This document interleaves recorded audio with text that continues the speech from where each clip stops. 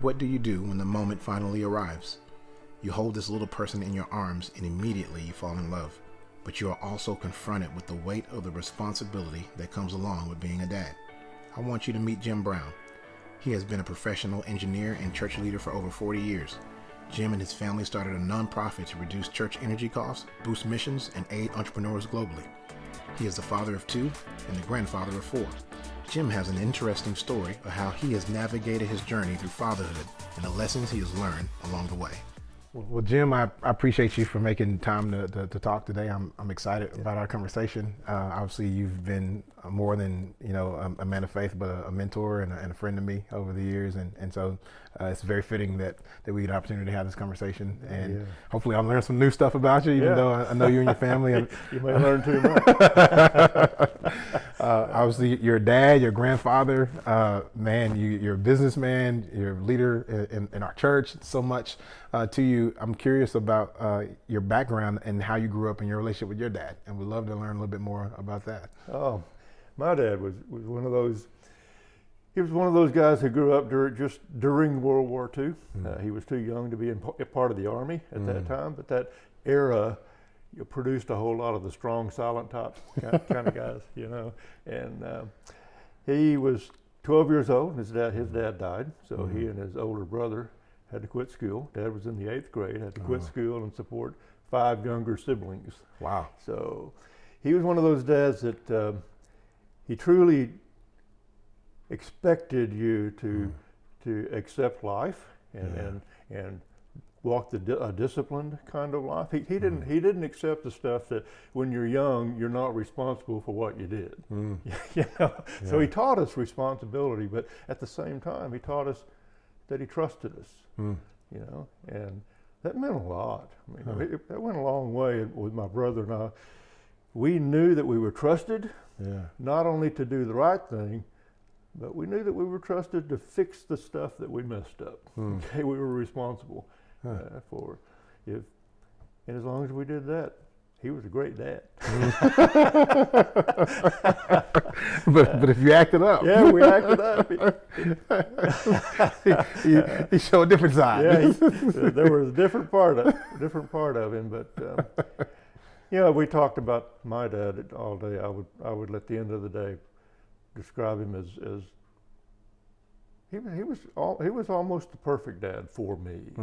I think God picked me out to be under his covering. He was the one who I needed to shape me to be the man that I am. What are some examples where you felt that he trusted you when you were growing up? You talk about, because that's just a powerful word, and so I'm curious about, as you look at your childhood when you were growing up, where was that moment that you felt that trust from?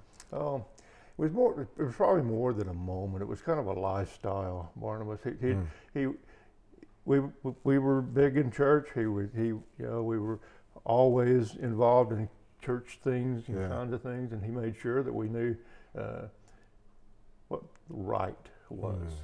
Not just righteous, but right.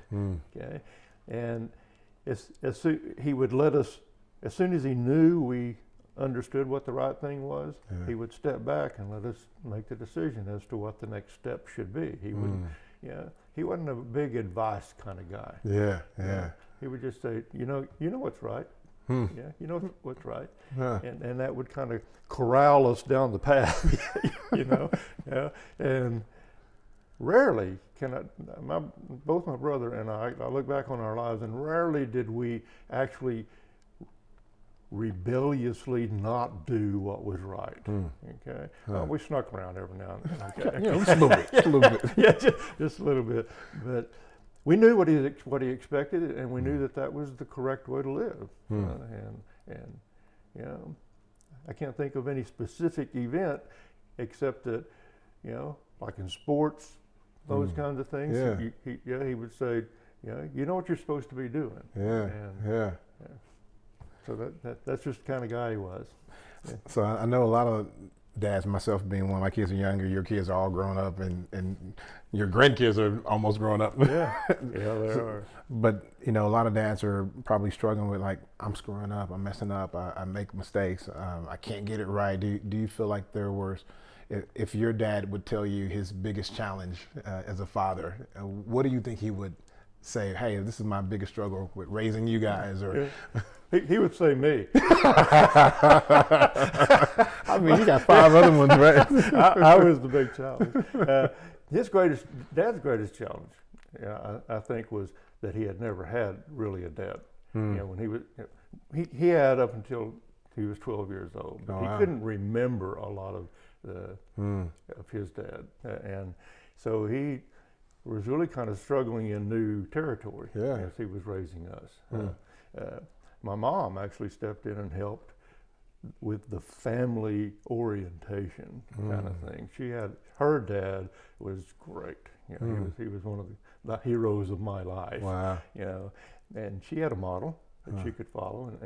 And when he married into that family, he sat back in awe, I think, as to how the family relationship worked. And I think he learned after he became a father. Wow. Yeah. One of the things that, when you told me we were going to talk about this, and I knew you were going to put me on the spot in a bunch of areas, I started thinking, how do you become the father that you really want to be? Yeah. And I recall that passage in 1 John. Remember in 1 John, that maturity process that you go through. You start out as a baby, and then you get a little older. Then you get to be a young man, and then boom, all of a sudden, you move into fatherhood. Yep. It's that arm wrap is short. That's right. Hey, we have a baby now, and I think that's God's way of growing men up. Amen. Yeah. I think you got your wife, and she's more of a partner. Yeah.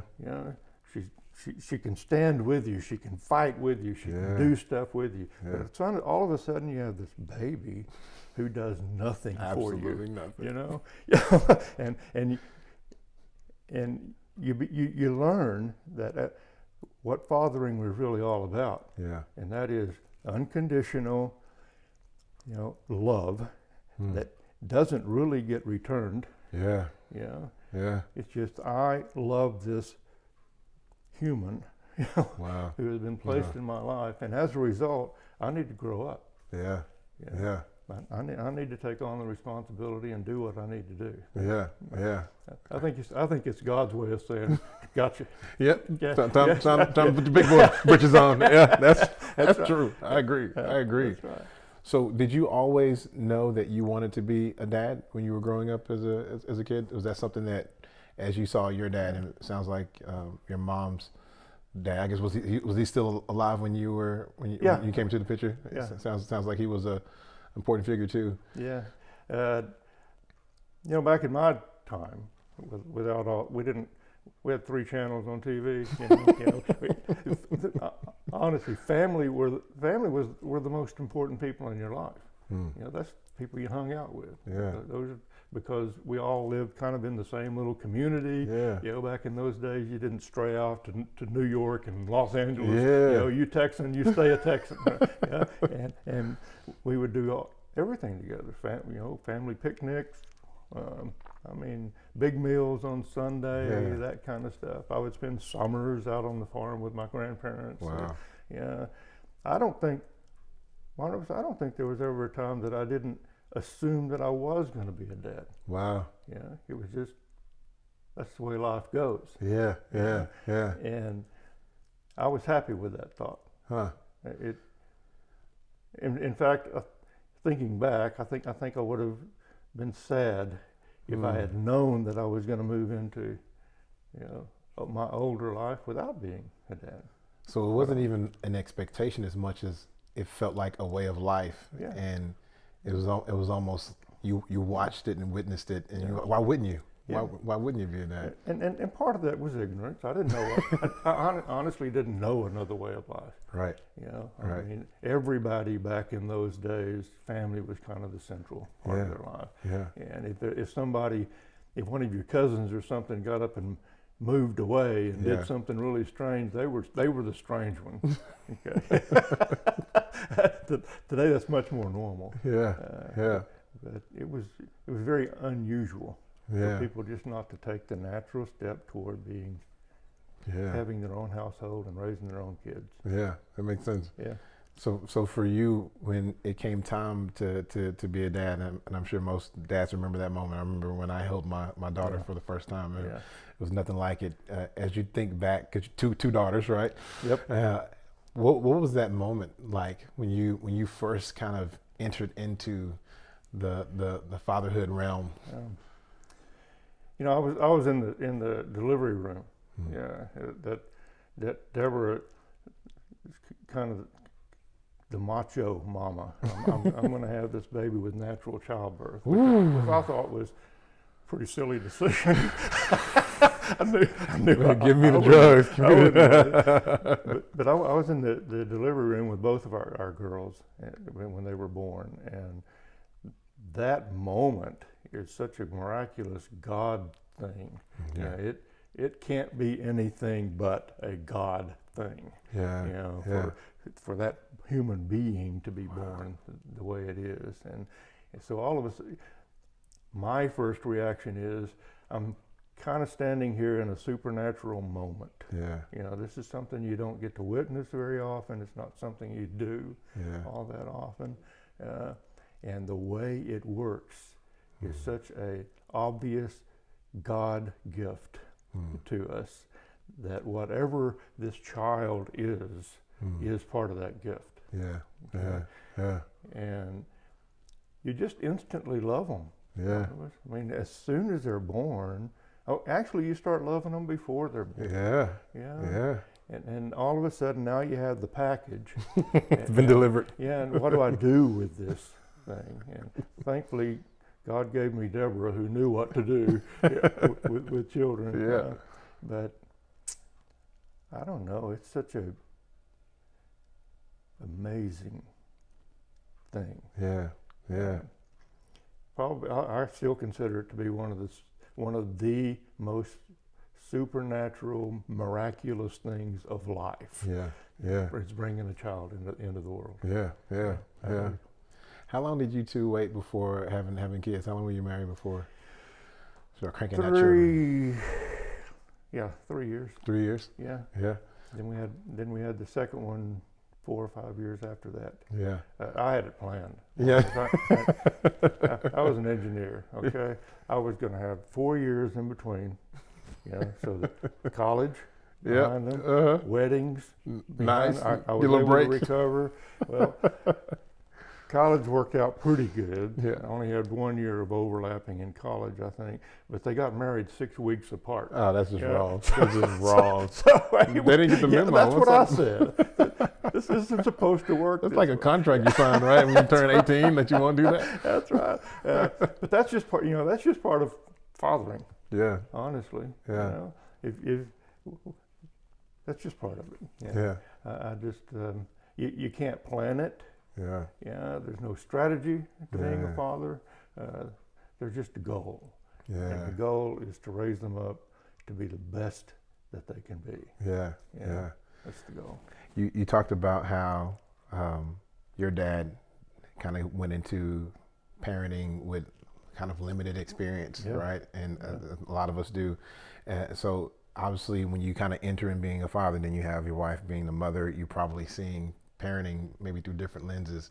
How have you navigated, or how did you navigate when you had those differences of opinion with how do you raise this little person into a big person? Like what? How'd you walk through those seasons of disagreement? It kind of leads to the bigger question. How do parents handle the disagreements and and there's going to be disagreements. Yeah. There really are. We have backgrounds different. Yeah. But I honestly believe that you can have disagreements, but you should never have conflict between husband and wife. Yeah. You know, if there's a disagreement that you can't just quite easily agree and move on in one direction or the other, then you go back and close the door in the bedroom and you have a deeper conversation. Yeah. You know? And you work out whatever the two of you believe is the best path for this child. Yeah. Okay? And it's a step-by-step basis. It's this situation we're facing right here, Right. but we're setting a precedent Yeah. that goes on beyond. Yeah. And you know, it's healthy to have those disagreements, Yeah. because if I had been left alone as a single parent raising our girls, they would be very different Yeah. than they were without Deborah's touch. Yeah. You know, Deborah's deep involvement in it. Yeah. Yeah. In fact, I don't know if Deborah's going to get to see this thing or not. I hope it's just for fathers. Yeah. She might peek around. But I learned to truly rely upon her. I grew up in a household as a kid where my mom was the only girl in the house. Oh wow. And I honestly felt sorry for her sometimes. My mom was too. Yeah. And then one day I realized I'm the only guy in the house. Yep. Okay, I'm the only guy here. Last man standing. And it's a whole new world. For all you guys out there who have only daughters, it's a whole new world. Wow. Yeah, it's not, you want to protect them more. You want to, but you do, at the same time, you feel freer, I think, to reveal a depth of love for them. Yeah. Yeah. I don't know. I'm just speaking from I knew my dad loved me and trusted me, but we didn't do a whole lot of that intimate, conversations and hugs and all the things. Stuff. Yeah. But with girls, it's different. It's different. So as a son who grew up in a home where the affection wasn't necessarily displayed all the time, and now you have these two girls, at some point where you're outnumbered, so to speak, and what did it look like to give them what they needed when in some ways you didn't seem to get it yourself? Because I had a similar experience too. Yeah. I don't think I had a choice. Honestly, if you know my girls, they're lovers. I mean, they just love, and you couldn't really. I honestly couldn't really discipline them,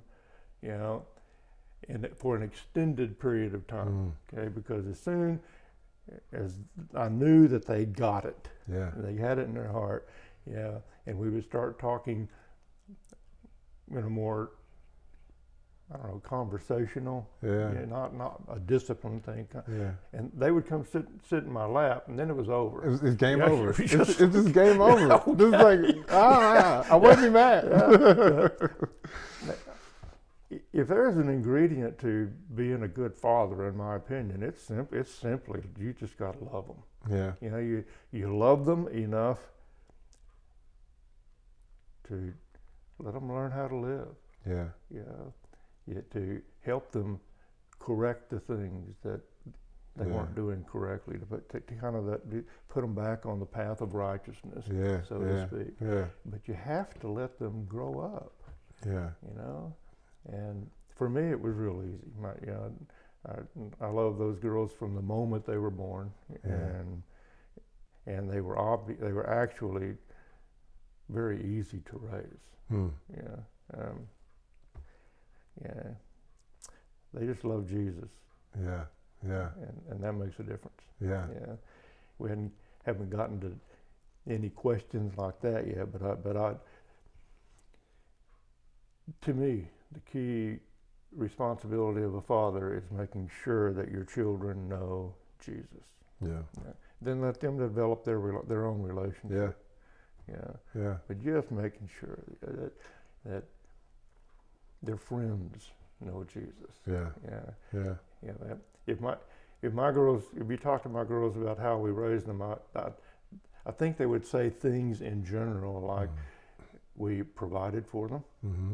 As a father, I thought it was my job to provide for them, to protect them, and to show them the character of the father. Okay. Deborah, on the other hand, showed them the heart of the Spirit. And that, I think they might tell you that I don't think they would ever say that they weren't provided for very well. But they might say they were a little overprotected. It's like she sheltered, you mean? Like maybe? Yeah, there were times where we would take them out of public school and move them to Christian schools, and Yeah. Deborah would teach music and all that kind of Yeah, stuff. yeah. And honestly, that was one of the disagreements Deborah and I had growing up. Mm. I think while our kids were growing up, I think Deborah would protect them even more than I would have. Yeah, but I came to understand Yeah. that, and I'm not advocating one kind of school as opposed Right. to the other, but for our two girls, I came to understand that there's enough. Satan is out there in the world, and he doesn't seem to have any trouble getting his opinion and his thoughts over to our kids. Sure. Yeah. Okay, one way Yeah. or the other. Yeah, And absolutely. I decided at one point he didn't need my help. Right. Okay? That's fair. You know, to show them worldliness. That's fair. So we lean toward overprotecting, and for us it worked out well. Yeah. Okay? Yeah.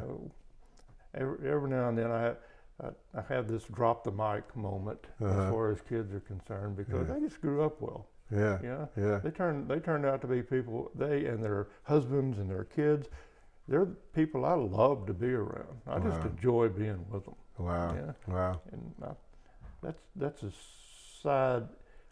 It's an unexpected part of parenting. Yeah. When your children grow up to be the people that you want to hang out with. Yeah. Okay. Yeah. They may not want to hang out with me all the time, but I'm there. When you think about things, that's something that is really important to me, because I think about Bethany and Noah, and how when they get older, I want them to still want to be around mom and dad and hang out and come over, and not necessarily, prefer their friends over family, so to speak. Do you feel like there were some practical things that you and Deborah did that helped to foster that and kind of helped to cultivate a relationship to where they desired it? Not like, I'm here because, I got to honor my mom and my dad. I'm here because I want to be. I don't know. We just had fun together. Yeah. We'd take family vacations. We'd go on learning vacations to D.C. We'd go to California. We'd go skiing. Yeah. One place you educate, the other place you walk away with bruises and bumps. Yeah. We just learned to do things that we all enjoyed doing together. Yeah. You're going to have to talk to the girls about why they keep hanging out. That's fair. Yeah. Maybe I'll interview them too. I know one of the things that I would suggest when you start getting son-in-laws, you need to learn how to make a good steak. Okay. Okay. The guys always think about coming over here and having a good steak. Done. Taking notes. But we all play games together. We have water balloon fights. Nice. You ought to see Deborah out with a water balloon fight. Yeah. We learn to have fun. Yeah.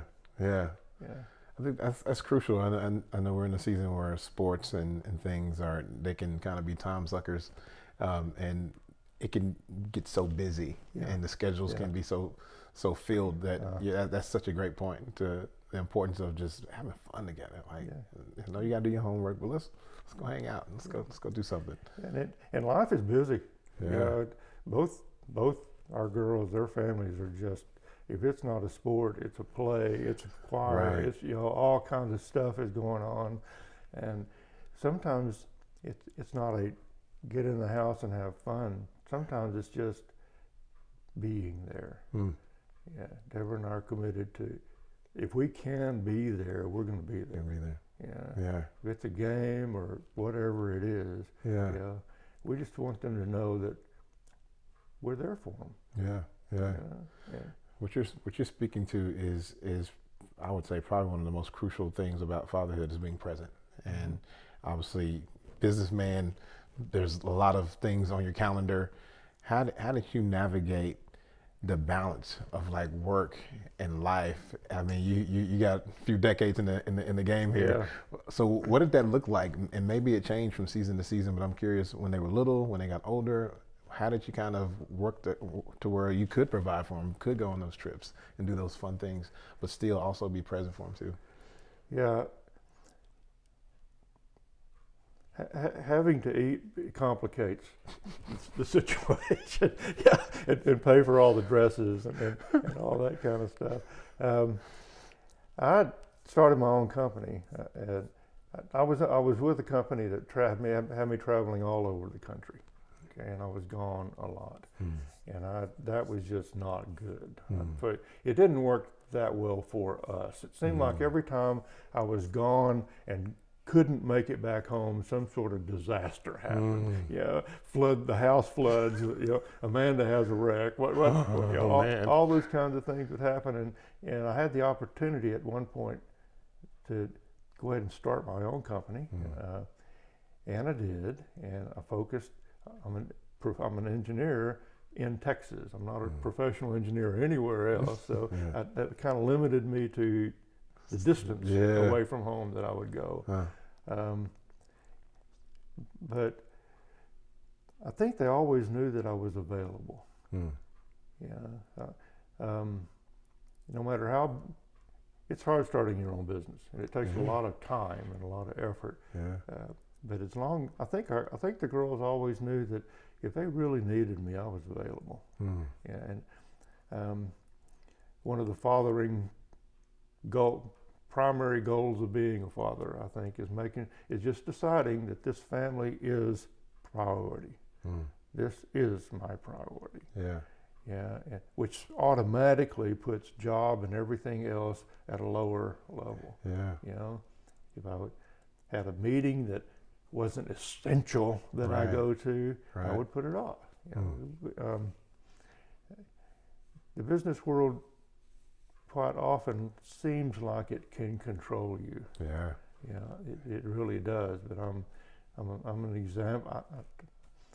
I found out for myself that most of those times when everybody else thought it was just absolutely a urgent emergency, it really wasn't.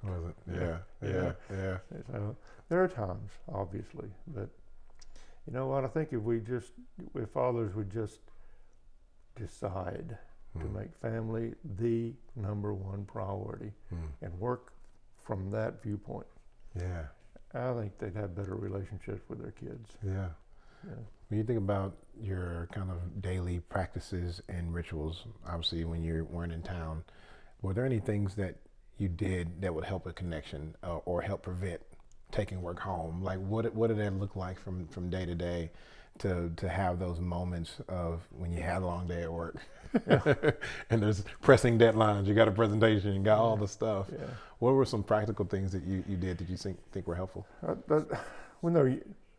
They changed over the years.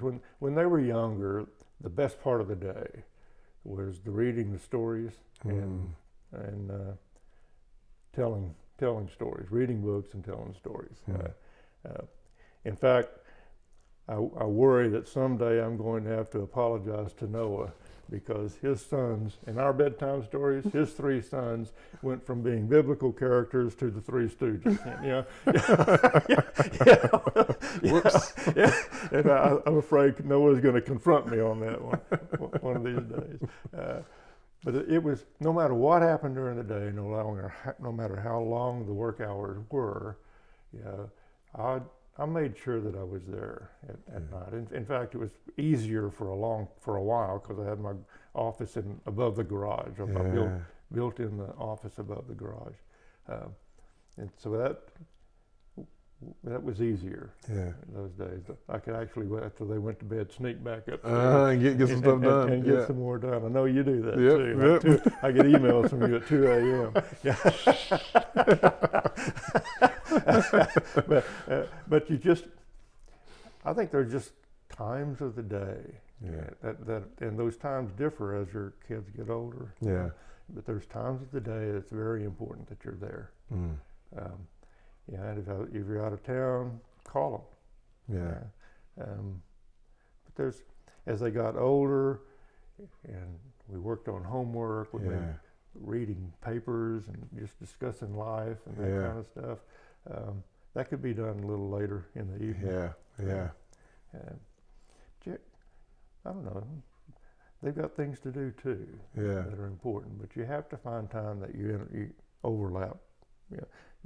you have your time and their time kind of comes together, and you have those moments. Yeah.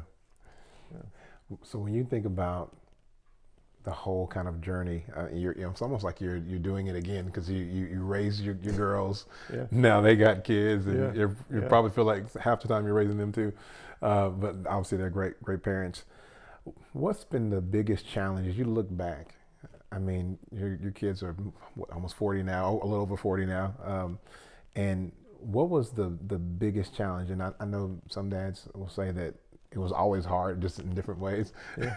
But which challenges bubble to the top for you, as a dad when your kids were growing up? You mean what time period? What? Or just the biggest challenge period, or the time period. It could maybe you have different challenges in different time periods. Well, thinking back, the only real challenge we had with our kids were peer pressure. Okay, there were all kids grow up, and they go through these stages. And, when they get to be teenagers, I had an old pastor that used to say that's when you need to lock them in a room and put the food under the door for a few years. They just go crazy. But there is that time in life when they're trying to decide just who they really are. Okay, and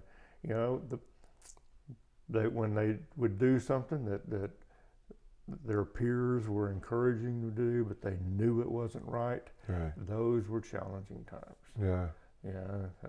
Because you have to understand what they're going through, while at the same time make sure they understand that that's just not acceptable. It's not a. I don't want to say things like, you're in my house. Right. And while My you're house, in my house, rules. you're going to follow my rules. Because it's their home too. But the truth is, they're all going to go through those situations. They're all going to have friends that are pulling them in an unrighteous way, pulling them away from the values that you've taught them. And you just have to pray that those values set in, and they do the right thing. And if they don't, then you have to be there for them to help them correct it. You need to hold them responsible to take responsibility for what they've done. Okay.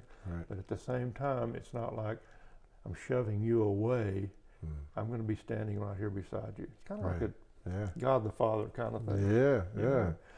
Barnabas, I wish I could tell you that every father ought to be the perfect father, just like God. Just like our Father, God. If only. And of course we should be. We should be the perfect father. But we're not. You're interviewing the wrong guy. That's not the way it works. But the truth is, we need our children to see us trying to be that kind of father all the time. Speaking of imperfection and the mistakes, right? Because that can be hard for dads. And how did you handle it when you just missed the mark? You dropped the ball. You disappointed your kids. You yelled at them or did something mean. What for you? How did you handle those moments? Maybe even internally, but also behaviorally. How did you kind of repair, and what actions did you take, and what on the inside do you feel like maybe changed during those moments?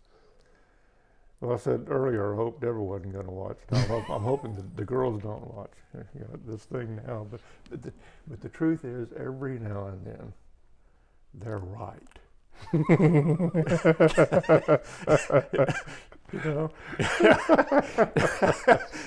Every now and then you just have to step back and say, why am I doing this? Why am I doing it this way?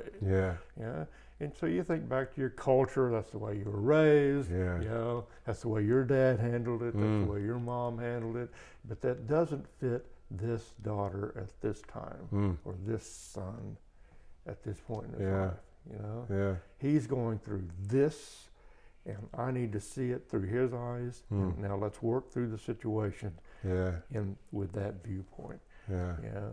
Every now and then you just have to go into the room and say, I'm sorry. Yeah.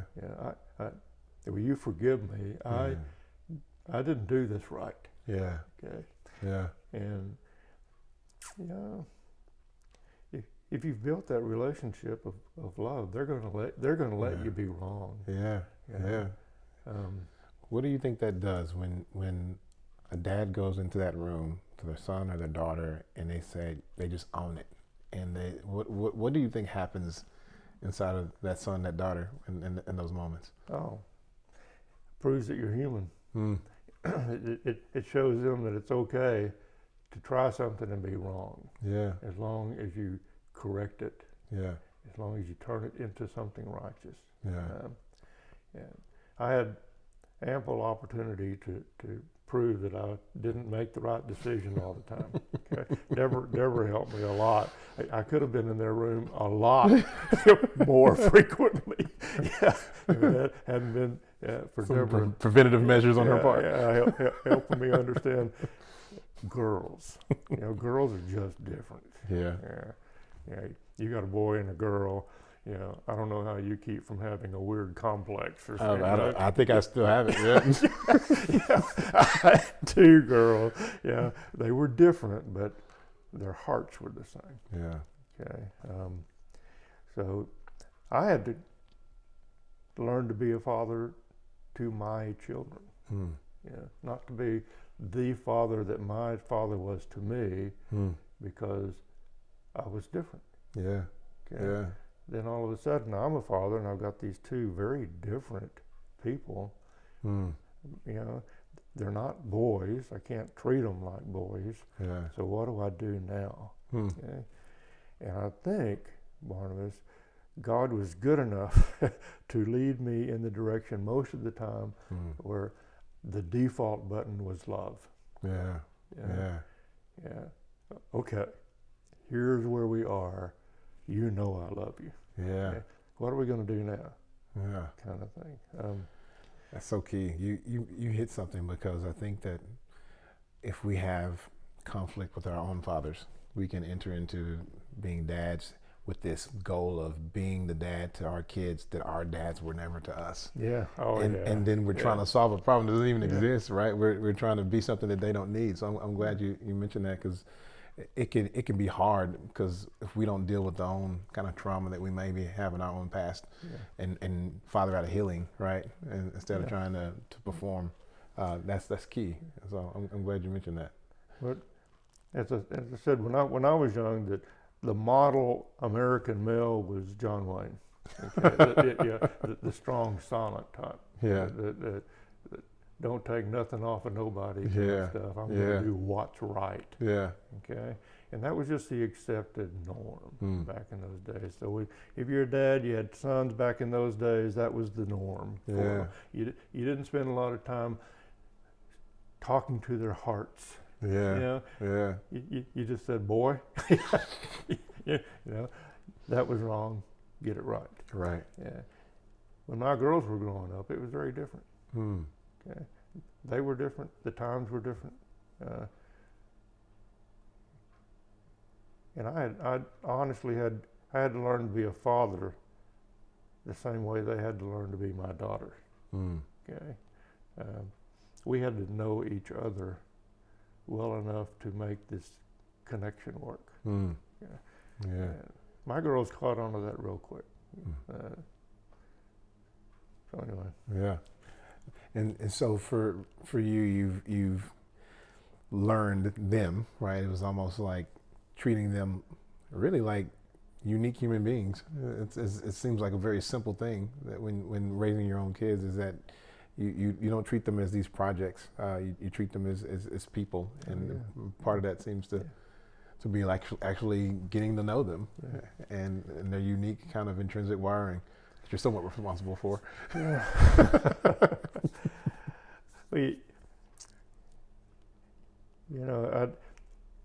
One of the things that I think would be good if we could add to our fatherhood classes that we took, if we would just kind of look around the world, Hollywood spends a tremendous amount of money creating these heroes.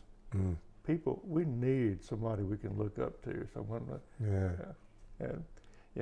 and I don't think that every father is going to be a Captain America. Right. But I honestly do believe that a father ought to be a man that your children look at him and kind of see them as a hero. Yeah. Yeah. Our hearts need a hero. Yeah. America has proven at the box office that the heroes are needed in your life as you're growing up. Yeah. And if you're a father and you're truly being like God the Father, where you're providing, you're protecting, you're reflecting the heart of the Father, as much as you can. Yeah. Children they're going to love you. Mm. They just this is just my experience. Right. Yeah. They're going to love you, and they're going to accept you, and they're going to understand that you fail now and then, but their immediate response is going to be they want you to succeed. Right. Okay. Yeah. So my granddad was my hero. My dad was my hero. I hope that I became a hero to my children. Right. I know that they are the heroines to their children because I see the relationship that they have with their kids. Yeah. Yeah. I have two great sons-in-law. I mean, they are,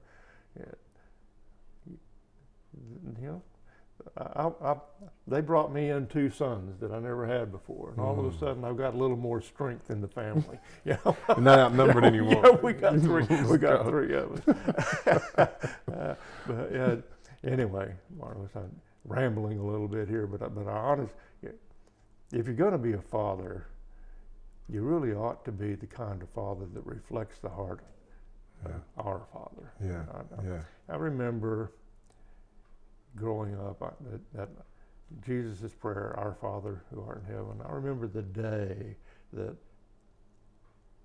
I remember what I was going through in my life when I was able to switch from "Our Father" to "My Father." Okay, and that made a real difference in my soul. I wasn't just talking to our Father. I was actually talking to my Father. Okay? And Lord, what do I do? How do I handle this? How that "What would Jesus do" movement that came out, the WWJD. A lot of the church really dissed that, saying there's no way that you're just setting people up for frustration. My take on it was Jesus was only doing what he saw the Father doing. Okay.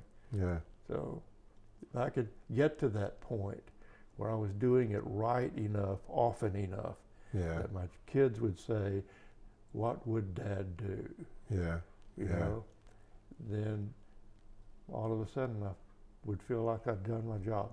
Yeah. You mentioned earlier about family and how tight-knit and how you were always around one another, and you talk about the importance of being like our Heavenly Father. How has community been a part of your story? Other dads out there that maybe have started the path and journey before you did, or even come after you, how much of that has been part of your kind of narrative and story as being a father? How much have they affected me? Right. Oh, and maybe even you've probably affected them too. I know you've affected me. Did you find yourself being around other dads in the earlier years and latter years? What was that like? Oh yeah. One of the things I'm most thankful for as a parent growing up, Deborah and I have always been we dive as deep into the local church community as we can. That's kind of who we are. We have, the Lord has just led us to do that kind of thing. So we have always, our best friends, the people we hung with, had the same beliefs we had. And being on leadership teams with guys who were about my same age and going through the same thing, they were the guys that I called. What do I do? What do I do now? And Deborah was the same way. The moms that we worked with, they all got together and we just raised our kids kind of like a village. It takes a village to raise a child. We were just kind of like an extended family, and it made me a lot better father. Yeah. Watching those guys and how they did it, how they responded. Right. And we each actually I had one or two guys that over the years we came into an accountability relationship where my life was exposed to them. Yeah. And they could speak into my life in any way. And if they saw something in our kids that I wasn't seeing, they knew they had the right to say, "Hey, this is what I'm seeing." And I could say, "That's the stupidest thing I ever heard," or I could say, "Maybe you're right." Yeah. You're right. God, I think very highly of the local church. Yeah. Okay? I think I'm a kingdom church kind of guy. But the local church is where you live. That's where you put your kids in a place where they see other people living that lifestyle that you're hearing at home is the correct lifestyle. Right. You actually see it at work. Yeah. Okay. Yeah. And for those who have come out of the pandemic and haven't quite put up their pajamas on Sunday morning, I really hurt for them. Honestly, they're missing, and not just them, their kids are missing out on a real learning environment. Okay, that's real. So as you think about dads that may be in different spaces, seasons of their life, if there's a central thought for them, because just like you said earlier, there's some out there that are just maybe hurting, having a hard time, and maybe you talked about your daughters being amazing and awesome, and there might be some dads out there who are like, I'm a little prejudiced. Okay. So what kind of word of advice or encouragement would you want to leave them with if they may be having a difficult time being a dad right now, or kind of feel like they're really dropping the ball and failing and lost their way in a sense, or don't have a relationship with their kids and want to establish one? What kind of comes to mind as a thought for them? As fathers, you find yourself in all kinds of situations at different times, and some of it's not your fault. Some of it is there is something going on in your kids' lives that you have no control over, and it's just not right. Yeah. Barnabas, all I know to say is that default button, love them. You need to love them enough to be there for them no matter what they're going through. Even if you disagree with it. You still have, even if you disagree with them and you know they're walking an unrighteous path, they're doing things that are not honoring to the God that you've trained them up to follow. You have to be the advocate for the father. You have to stand in that role, and because that's who you've tried to be all their lives. Don't try to be something different now. Just be who you've always been, standing for what you believe. And if they disagree, then okay, we're going to disagree in this area, but by the way, I'm always going to love you. I take that to heart, and my wife and I talk about that all the time, about these kids aren't listening. Stop it. But I appreciate that. That's helpful, and thanks for your words of wisdom today and sharing your thoughts, and it's helpful, and I hope that it helps other men out there too. Well, I hope so too. It's an honor to be asked to do something like this. Nobody stands around and gives themselves a grade on their fathering. Right. Over the years, you just at some point in your life, at different points in your life, you look at your kids and you say, hey, I like what I see. Yeah, yeah, I yeah. like what I see. This right here might need to be a little corrected, a little Yeah. tweak over here. But if you just raise your kids so that they have a relationship with Jesus, Yeah. and try to help them become the kind of people that you love being around. Yeah. Yeah. Okay? Then you've been a good father. Yeah. Amen. Yeah. Amen. Amen. Appreciate it, man. You bet. Bless you.